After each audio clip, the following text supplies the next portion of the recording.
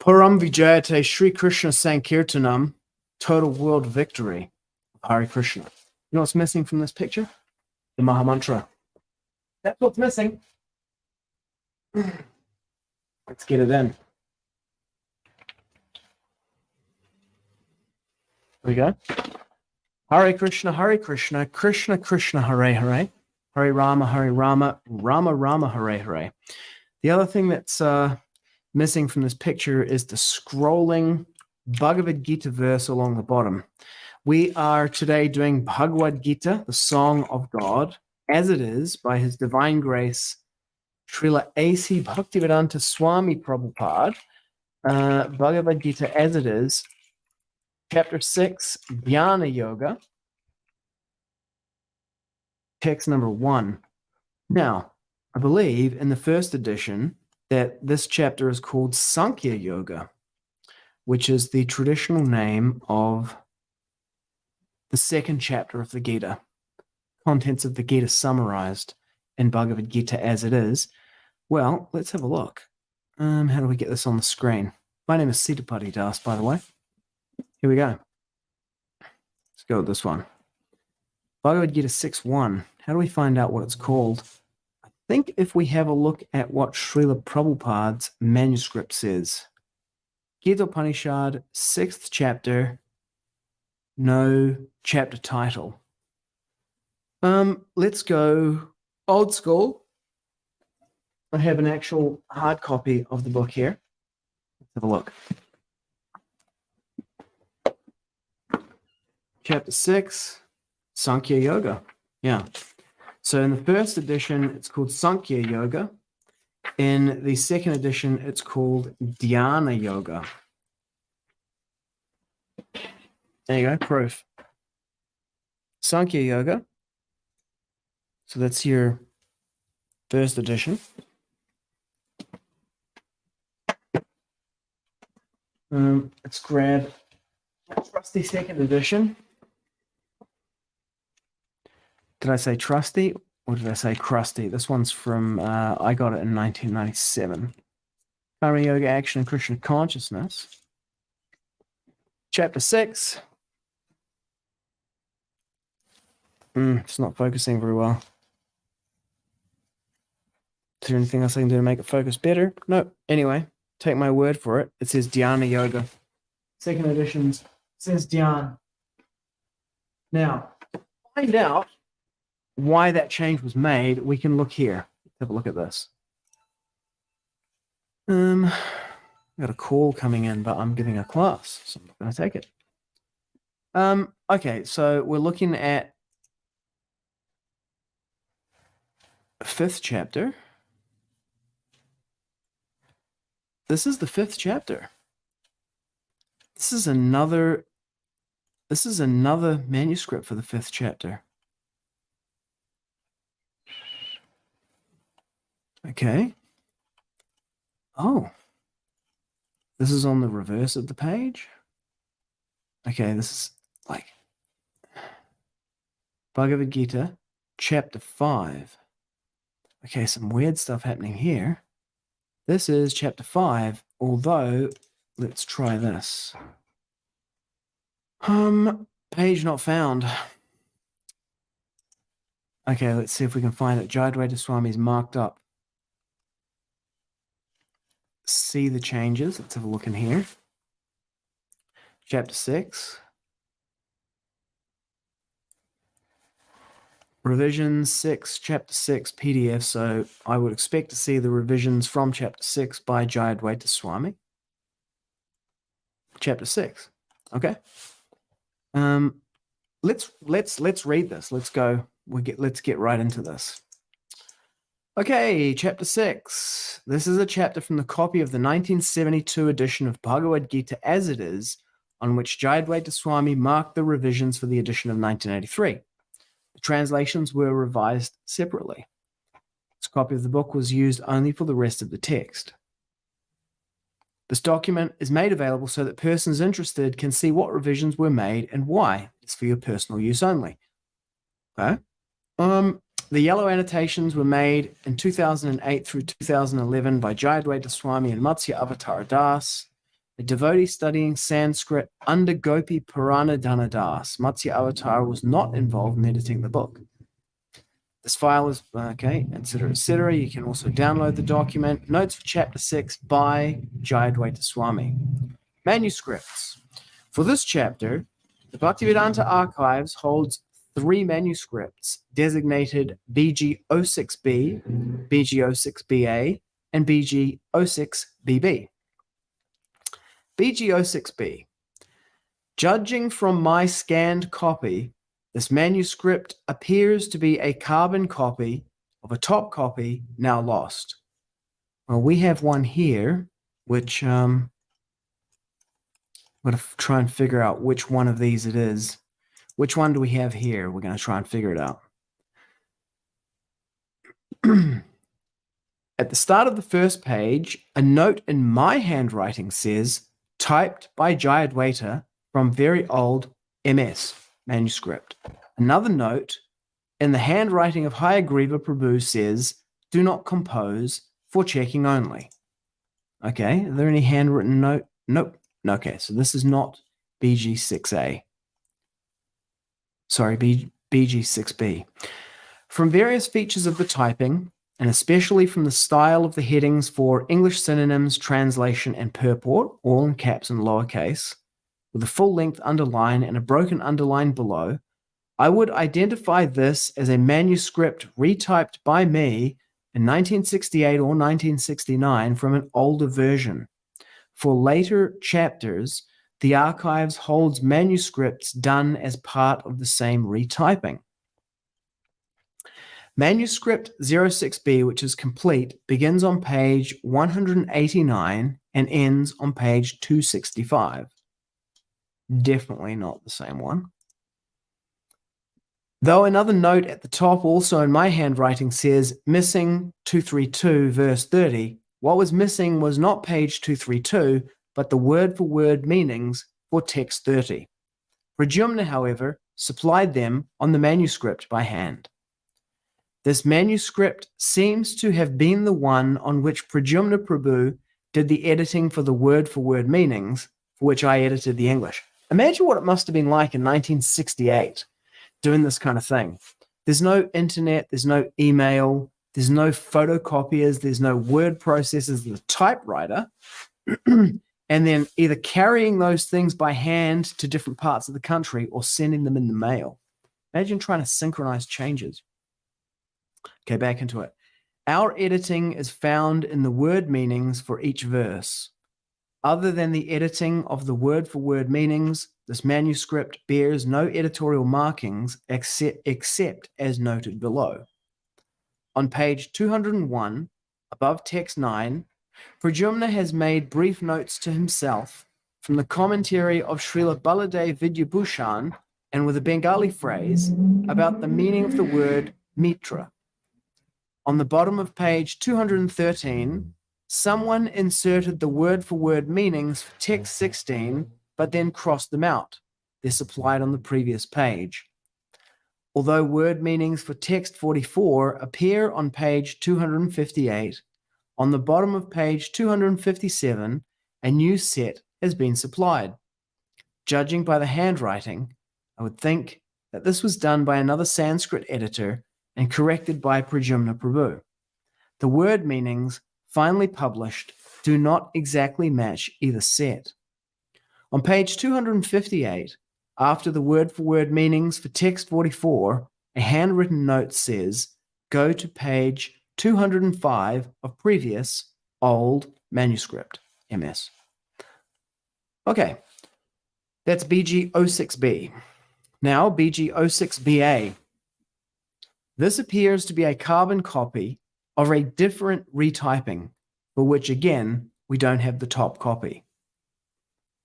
Okay, so I remember doing this, like, I'll be 50 next month.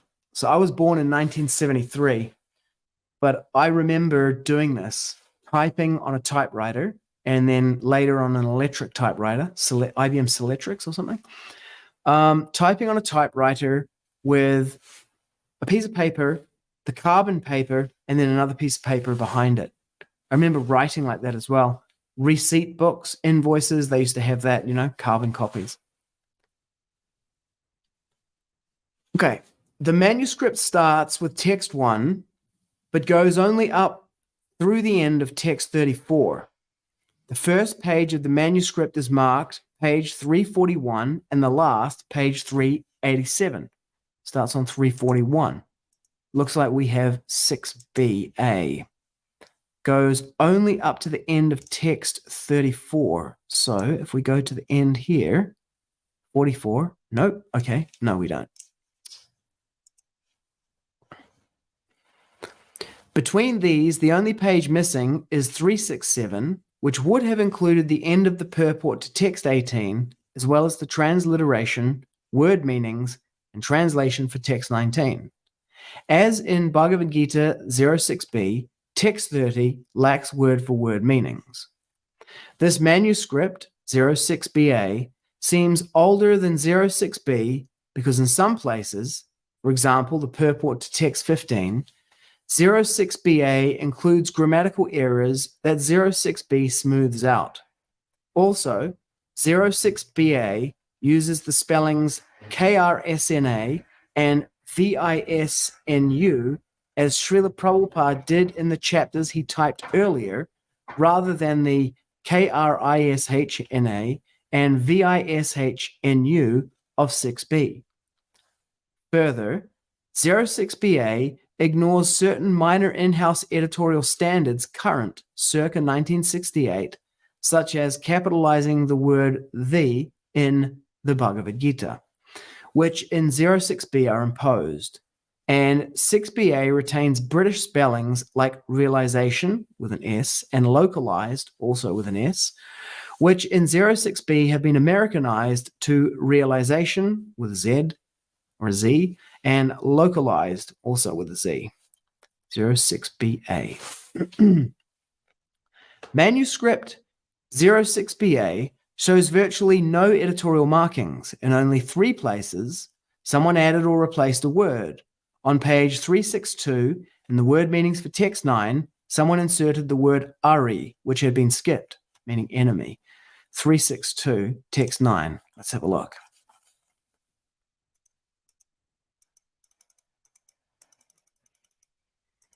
$362.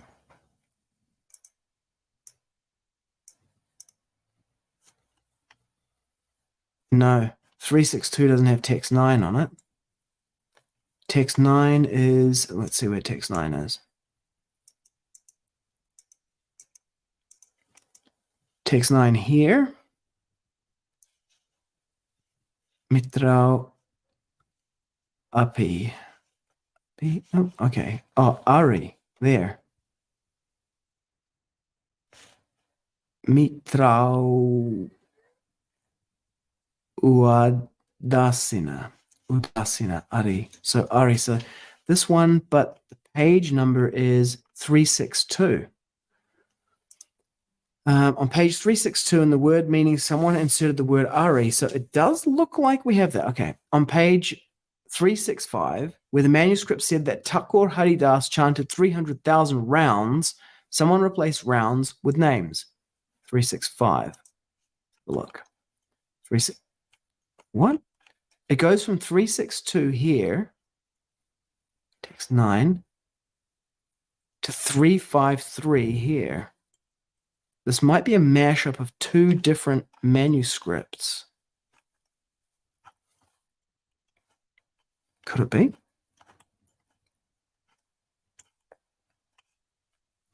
Those are underlined. They use the underline feature. Those are underlined. 9 underlined. I mean, the spacing and the size looks different here. Then you got different margins starting from there.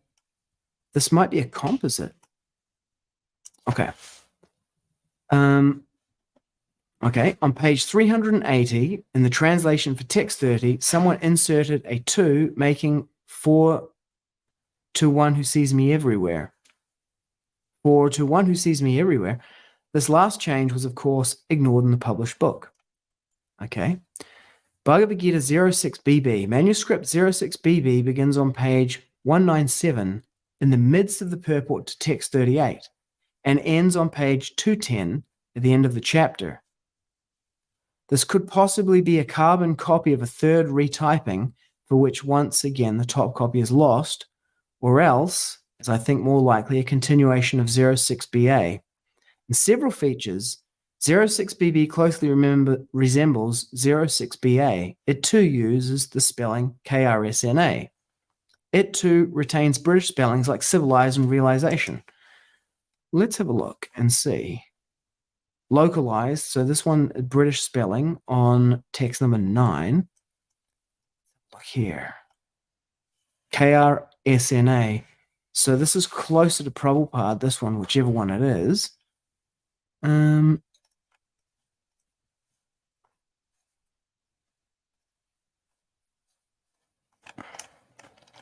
who's conquered the super soul. KRSNA. Kṛṣṇa. So this one looks like, it starts on 341. So it looks like here. First page is marked 341 and the last page is 387. 341. Does it go to 387? I noticed it said that goes to 210. So one of them ends on page 210, which is manuscript 06BB. So this last page is from 06BB, Sankhya Yoga Brahma Vidya.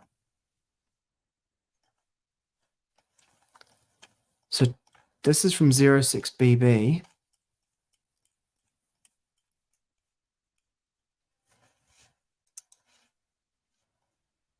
But the beginning of it is from 06BA.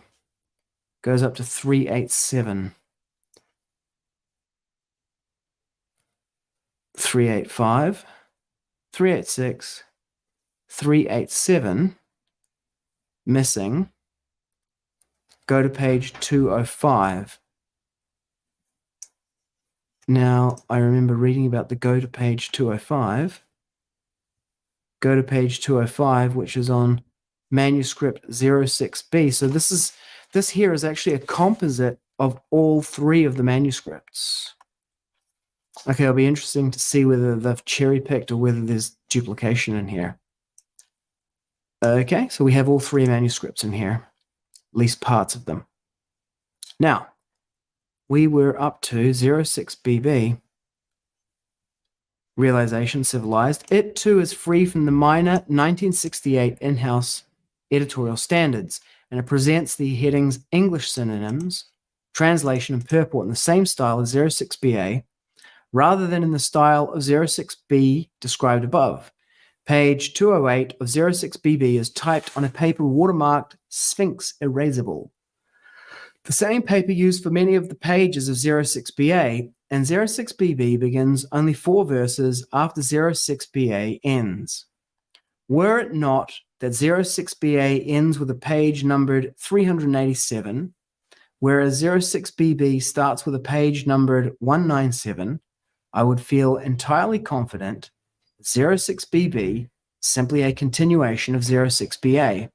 Despite the discrepancy in the numbering, this conclusion still seems to have much in its favor. Were it not that 06BA ends with a page number 387, whereas 06BB starts with a page number 197, I would feel entirely confident that 06BB is simply a continuation of 06BA. And despite the discrepancy in the numbering, this conclusion still seems to have much in its favor. Moreover, if you figure that the number 197 should have been 397, the matching page numbers is quite close. Like 06BA, 06BB clearly seems older than 06B. A note at the top of the first page in my handwriting says go to page 205. The same page number mentioned in the note in text 44 of 06B. Page 205 of this manuscript brings us to the middle of the purport of text 44. On page 207, someone made minor revisions to the word meanings for text 47. These revisions did not reach the published book. The manuscript has no other editorial markings. None of the page numbers for any of the three manuscripts of these three manuscripts mesh with the page numbers for the manuscripts we have of chapters 5 or 7. All three manuscripts for chapter 6 are quite legible. In a few places, 06BB has a few words obscured where the typist apparently typed a correction directly over the original text in such a way that both the first typing and second typing vie for the same space on the carbon copy.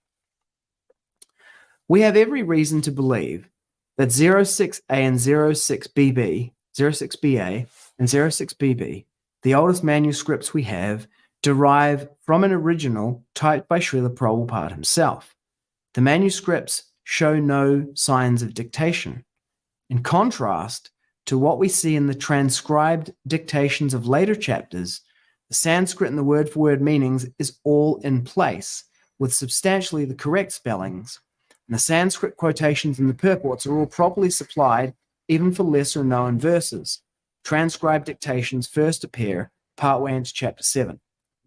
Do manuscripts 06BA and 06BB reflect editing already done? I believe they do. The text is smoother than we would expect from Srila Prabhupada's own original typed text. My guess would be that the original from which they were copied would have been Srila Prabhupada's single-space typed manuscript with editing on it, quite possibly editing by Hayagriva Prabhu. This would have been a manuscript quite like those we have for the earlier chapters. As for manuscript 06B, it could have been retyped from 06BA and 06BB, and the now missing pages between them, with adjustments made to Americanized spellings, spell out Vishnu and Kṛṣṇa, capitalize the word the in the Bhagavad-gita, and match other such minor standards. Alternatively, could have been typed from a nearly identical copy, perhaps a carbon copy, in which such changes had already been made. In any case, it is clear that manuscripts 6BA and 6BB precede 6B, which in turn precedes the final manuscript, the 1972 published version. Manuscripts 06B, 06BA, and 06BB, like all the other Gita manuscripts in the archives, were available for me to consult for the second edition. Because the manuscripts we have are not the very original, the revisions I made to the purports are scarce. My revisions. The red revisions seen in my copy of the Gita were all put there by me, but not all of them are mine. For the technical changes made to the transliterations and word meanings, and to Sanskrit in the purports, I was transferring revisions made separately by the BBT's Sanskrit editors, mainly Gopi Puranadana Dasa. Changes to the word meanings changes to the word meanings made purely for the sake of English, however, were mine. At various places in the book, the composers, that is, the devotees who did the typesetting, left notes showing where they began or left off their work. ASDD stands for Ashtasaki Devidasi, the American Ashtasaki, not the Ashtasaki from Britain. MDD stands for Mamata Devidasi, and Dukha for Dukkahantri Devidasi. Matsya Avatara Dasa, a student of Gopi Puranadana Prabhu's, contributed the yellow sticky notes for the word-for-word meanings. Matsya Avatara teaches Sanskrit at the Śrī-bhagavān Vidyapeetham, the BBT Sanskrit school at Govardhan, and is compiling the school's textbook on Srila Jiva Goswami's grammar. He was not involved in editing either edition of Bhagavad-gita As It Is. This file includes attached images from the original manuscript to see them properly. About Sankhya Yoga. In the first edition, this chapter bore the title Sankhya Yoga. This is what I was looking for. The change in title for the second edition is something I agreed to with reluctance. After all, Srila Prabhupada had seen the published title and never objected. Finally, however, at the urging of our Sanskrit editors, I agreed to the change. Okay, I'm not going to make my comment until after. Let's look at the underlying material. The manuscripts for this chapter give no title, but the tag at the end says, "Thus end the Bhaktivedanta purports for the 6th chapter of Srimad Bhagavad-gita in the matter of some Sankhya Yoga Brahmavidya." The word Brahmavidya appears in the Sanskrit tagline typically given at the end of each chapter.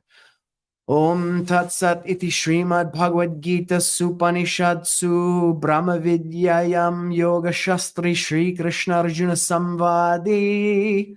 Chapter title, Nama, chapter number. For example, chapter 3. Om Tat Sat iti Srimad Bhagavad-gita Supanishadsu Brahmavidyayam Yoga Shastre Shri Krishna Arjuna Samvade. Karma Yoga Nama Trityo Dhyayaha. Dun, dun, dun. The names for the chapters are sometimes given differently in different Sanskrit editions. When the BBT did the Chanting Gita, pocket-sized edition giving only the Sanskrit transliterations, we followed the tags given in a Gaudiya Math edition. And so, for the 6th edition, Dhyana Yoga. So far, I have not come across any edition in which the tagline for this chapter says Sankhya Yoga. Dhyana Yoga is the title usually given for this chapter. Srila Sridhar Swami says that the topic of the chapter is Dhyana Yoga, and in the edition I have, the tagline for his commentary gives the chapter that name. Srila Bhaktivinoda Thakur's commentary in the Bengali edition published by the Gaudiya Math also gives the chapter the name Dhyana Yoga. Srila Baladev Vidyabhushan and Srila Vishwanath Chakravarti Thakur say that the topic of the chapter is Ashtanga Yoga, and Srila Madhvacharya calls it Atma-samyama Yoga, the yoga of self-control. In the commentaries, okay, you're not actually seeing this, huh? I bring it up. My goodness. In the commentaries on the 6th chapter by Srila Sridhar Swami, Srila Ramanujacharya, Srila Vishwanath Chakravarti Thakur, Srila Baladev Vidyabhushan, and as far as I can tell, Srila Bhaktivinoda Thakur, the word Sankhya never appears in any of its forms, nor does it appear in the commentary by Srila Prabhupada. Further, Sankhya Yoga is the title usually given for chapter 2. Srila Bhaktivinoda Thakur and Srila Baladev Vidyabhushan both give it that title, as do Srila Ramanujacharya and Srila Madhvacharya. Srila Sridhar Swami doesn't seem to give a name to the chapter, but Srila Vishwanath Chakravarti Thakur calls it Atman Atma Viveka Yoga, distinguishing the soul from the body, which in the purport to 239 is the meaning Srila Prabhupada gives for the word Sankhya.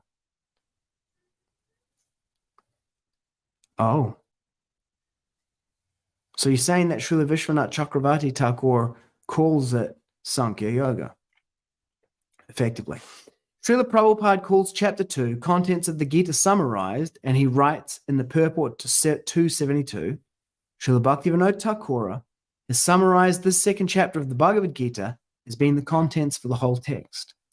And so the reader who comes to chapter 6 and finds it entitled Sankhya Yoga expects naturally that the Sankhya Yoga discussed in chapter 2 will be further explained, yet it is not. Well, maybe they do. In the 6th chapter of Bhagavad Gita As It Is, Sankhya Yoga is never mentioned. Even in the Macmillan edition, except in the chapter title and the tag, the word Sankhya doesn't appear at all. Not in the Sanskrit, the word meanings, the translations, or the purports. And so the reader is likely to be confused. If the topic of this chapter is Sankhya Yoga, where's the Sankhya Yoga? In the purports to chapter 6, however, Srila Prabhupada twice mentions Dhyana Yoga. In the purport to text 3, he says that the yoga ladder may be divided into 3 parts, namely Jnana Yoga, Dhyana Yoga, and Bhakti Yoga.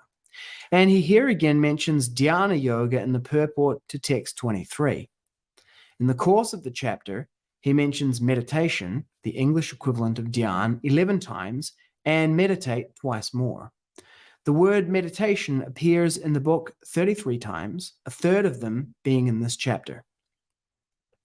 In the Purport to 723, Srila Prabhupada says, the first 6 chapters of the Gita are meant for those who are interested in transcendental knowledge, in understanding the self, the super self, and the process of realization by jnana yoga, dhyana yoga, and discrimination of the self from matter.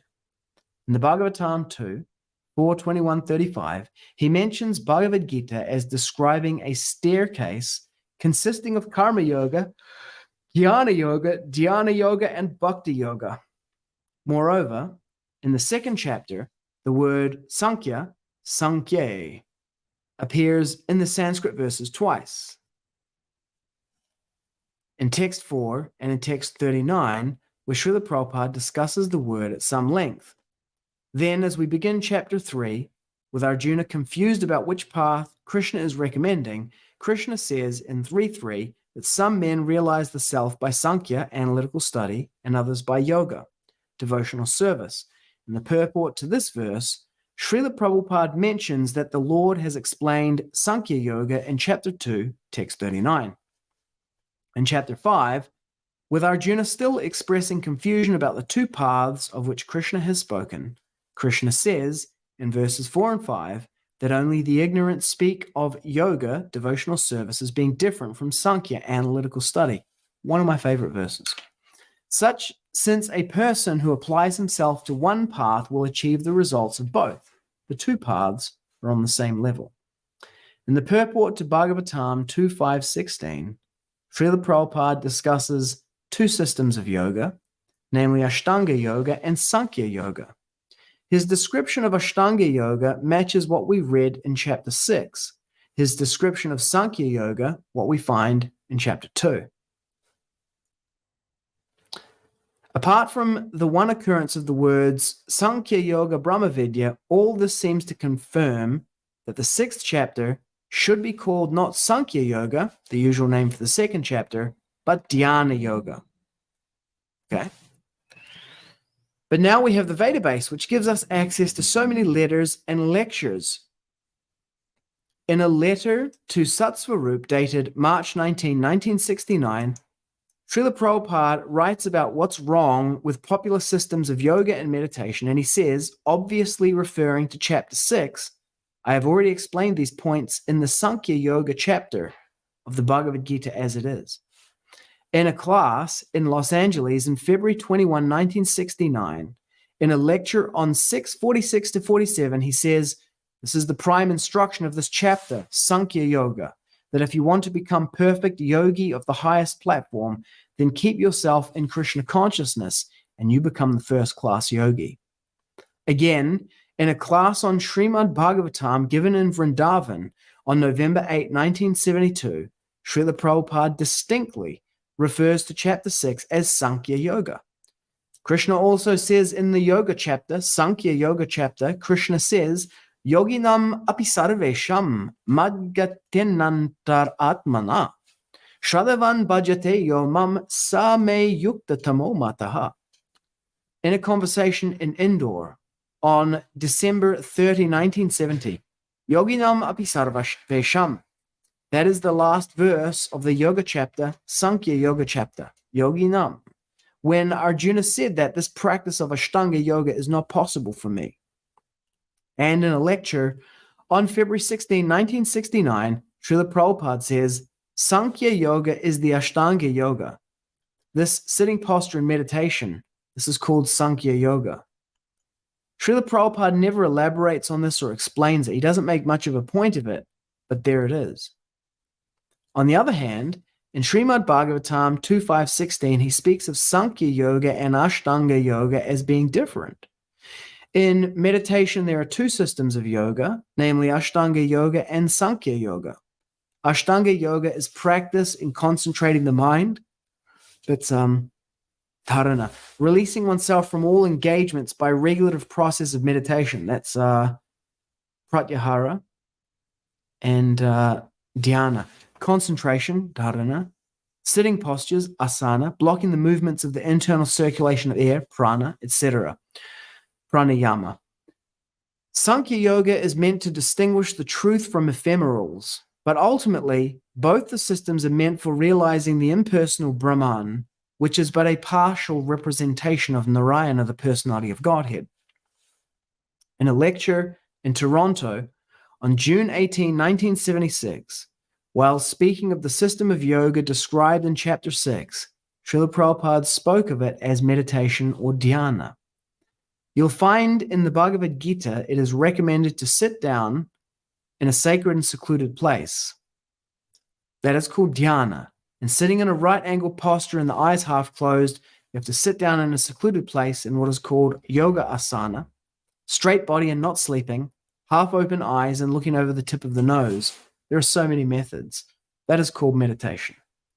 Again, in a lecture in Delhi on March 25, 1976, and in the Bhagavad-gita, this dhyana is recommended in the 6th chapter.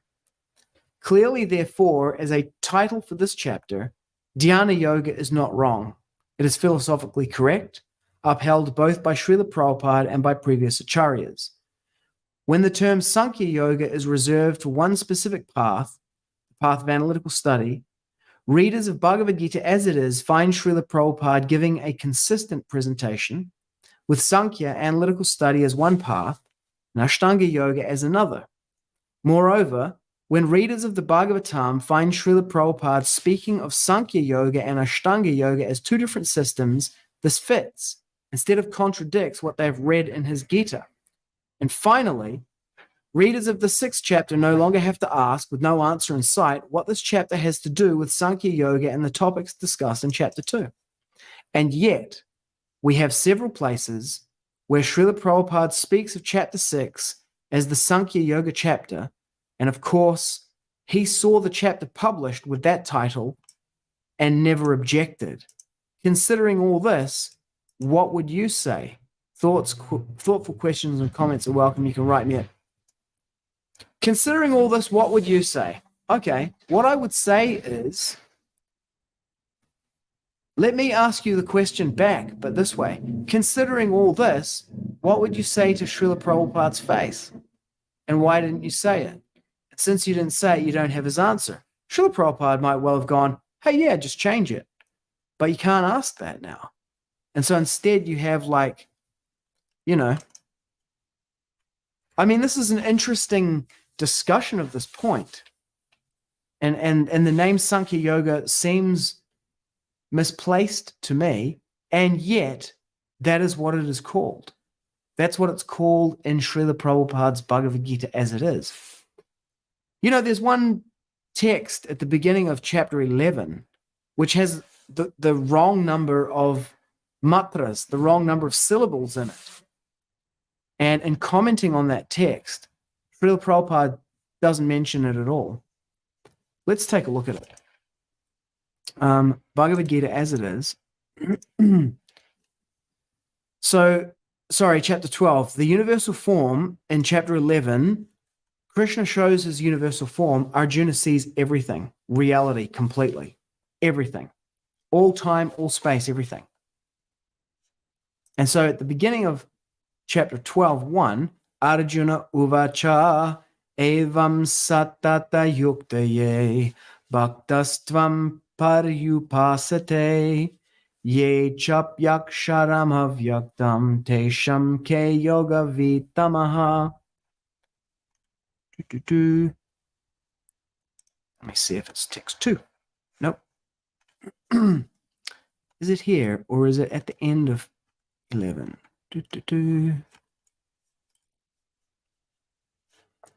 Let's see if it's at the end of 11. The universal form. Nope. Well, let's have a look.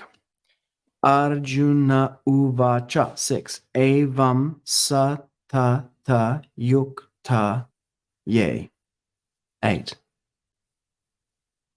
Bhaktastvam paryupasate 8. Ye chapyaksharam avyaktam tesham ke yoga vitamaha. No, there's 8 there as well. Where is this?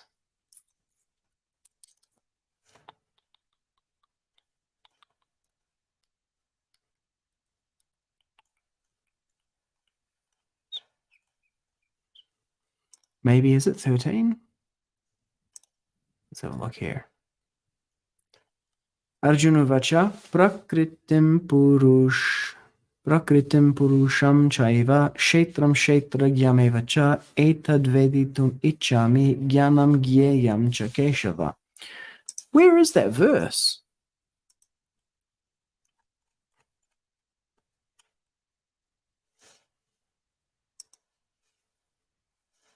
Maybe it's the beginning of chapter 11. Let's have a look there.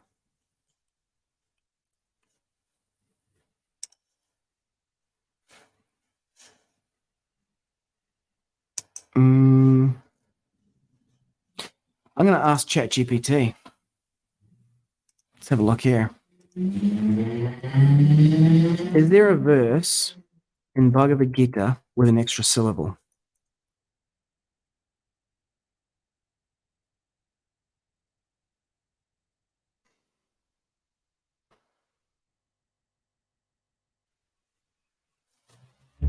What?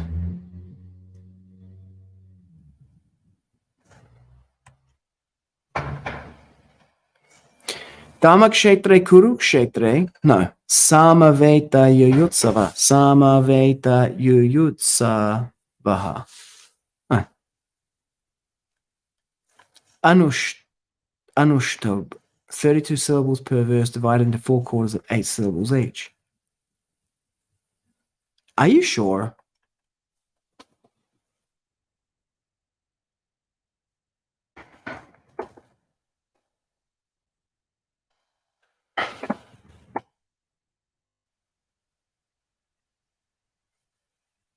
Yeah, 1-1 adheres to that metrical structure, yeah. Cannot recall any specific ones. Okay, we'll analyze chapter 11.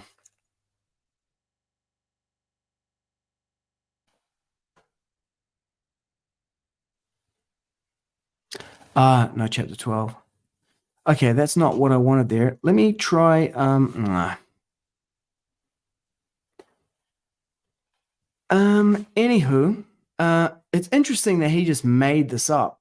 You know, ChatGPT just made this up. But what's also interesting about this is,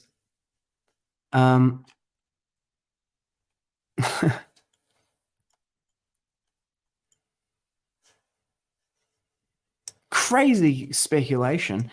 Some suggest that the irregularity might be intentional, adding a certain emphasis or highlighting the beginning of the dialogue in the Gita. This was where I was going with this, is that in this verse that does have the extra syllable, I'll find it.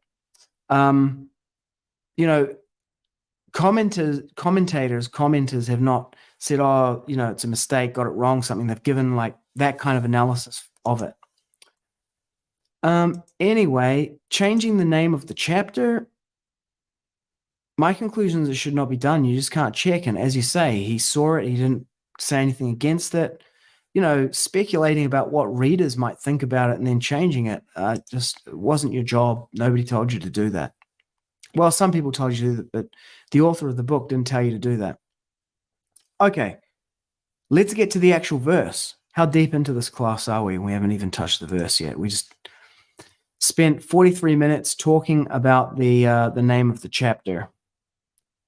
All for my own purification and entertainment. Bhagavad-gita 6.1. śrī-bhagavān uvāca anāśritaḥ karma-phalam kāryam karma karoti sa sannyāsī cha yogī cha na niragnir na cākriyaḥ. Yes. śrī-bhagavān uvāca, the Lord said, anāśritaḥ, without shelter, karma-phalam, the result of work, kāryam, obligatory, karma, work, karoti, performs, yaha, one who, saha, he, sannyāsī, in the renounced order, cha, also, yogī, mystic, cha, also, na, not, nir, without, agniḥ, fire, na, nor, cha, also, akriyaḥ, without duty. Translation. The Blessed Lord said, one who is unattached to the fruits of his work and who works as he is obligated is not in the renounced order of life, and he is the true mystic, not he who lights no fire and performs no work. Yeah, I love this verse. Purport. In this chapter, the Lord explains that the process of the eightfold yoga system is a means to control the mind and the senses. However, this is very difficult for people in general to perform, especially in the age of Kali. Although the eightfold yoga system is recommended in this chapter, the Lord emphasizes that the process of karma yoga, or acting in Kṛṣṇa consciousness, is better. Everyone acts in this world to maintain his family and their paraphernalia, but no one is working without some self-interest, some personal gratification, be it concentrated or extended. The criterion of perfection is to act in Kṛṣṇa consciousness and not with a view to enjoying the fruits of work. To act in Kṛṣṇa consciousness is the duty of every living entity, because all are constitutionally parts and parcels of the Supreme. The parts of the body work for the satisfaction of the whole body. The limbs of the body do not act for self-satisfaction, but for the satisfaction of the complete whole. Similarly, the living entity who acts for satisfaction of the Supreme Whole and not for personal satisfaction is the perfect sannyāsī, the perfect yogi. The sannyāsī sometimes artificially think that they have become liberated from all material duties, and therefore they cease to perform agniḥ yajnas, fire sacrifices. But actually, they are self-interested because their goal is becoming one with the impersonal Brahman. Such a desire is greater than any material desire, but it is not without self-interest. Similarly, the mystic yogi who practices the yoga system with half-open eyes, ceasing all material activities, desires some satisfaction for his personal self. But a person acting in Kṛṣṇa consciousness works for the satisfaction of the whole without self-interest. A Kṛṣṇa conscious person has no desire for self-satisfaction. His criterion of success is the satisfaction of Kṛṣṇa. Thus, he is the perfect sannyāsī or perfect yogi. Lord Chaitanya, the highest perfectional symbol of renunciation, prays in this way: Na dhanam na janam na sundarim kavitam va jagadisha kamaye mama jamani jamanishware bhavatad bhaktirahitaki dvaye. O Almighty Lord, I have no desire to accumulate wealth, nor to enjoy beautiful women, nor do I want any number of followers. What I want only is the causeless mercy of your devotional service in my life, birth after birth. Om Jnana Timirandasya Jnananjana Shalakaya Chakshuran Militam Yena Tasmai Sri Gurave Namaha. Blessed Lord is God, the Supreme Personality of Godhead, performs no work, performs no duty.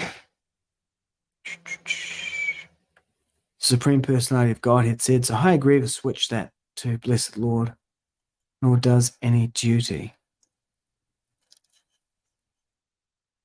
Yeah, this has already been edited. This is not Srila Prabhupada writing here.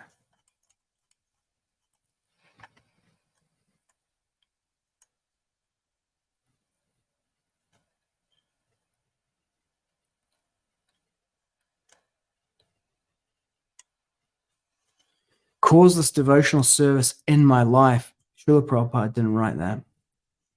That's been edited.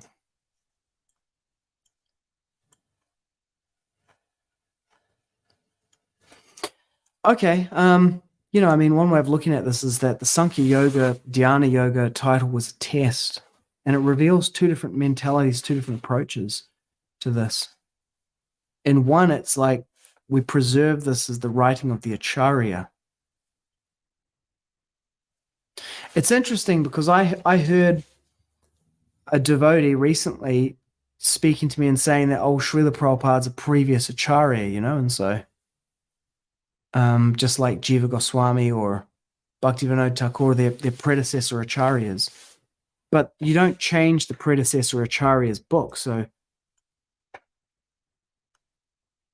he's kind of like a second edition book reader, and at the same time, it's kind of